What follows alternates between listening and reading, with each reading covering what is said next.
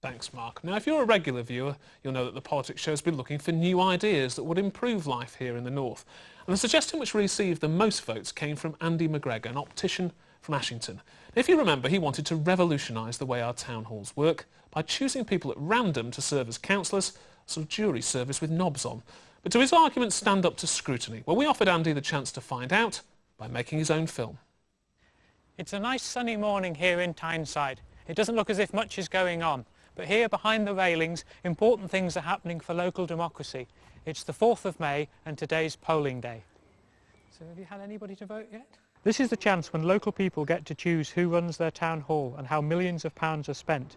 But the truth is that fewer than 4 out of 10 people will be bothered to cast their vote today. I didn't know there was a lot. Yeah, neither did I. Sorry. I've always voted yes. The only time I missed a vote was when I was in the Far East. Have you voted in the local elections today? No, I haven't, no. Are you going to? No, I'm not going to. I think we need to do something to connect the people and the politicians.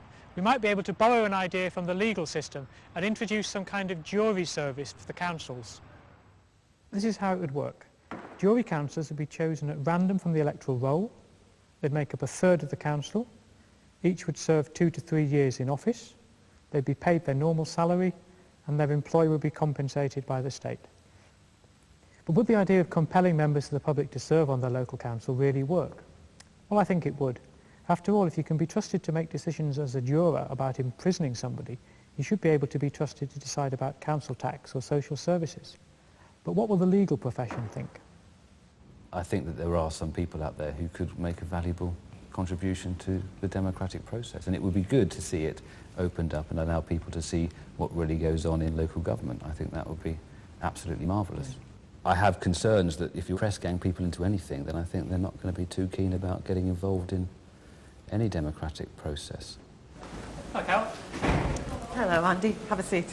To find out what the politicians think of this, I've come to meet Carol Woods, who's a Liberal Democrat councillor from Durham. The whole essence of it is exactly right, to get more people into local politics and more people into politics from all walks of life in our society, and that's what we all want.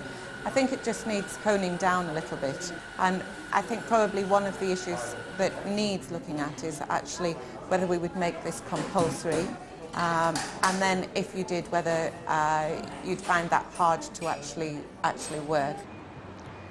Next stop, the Confederation of British Industry. What do they make of having employees spend time away from their jobs to be on the council? You're talking about quite a commitment, and I'm not even just talking from business perspective. You know, for somebody to commit that level of their lives for that extended period of time,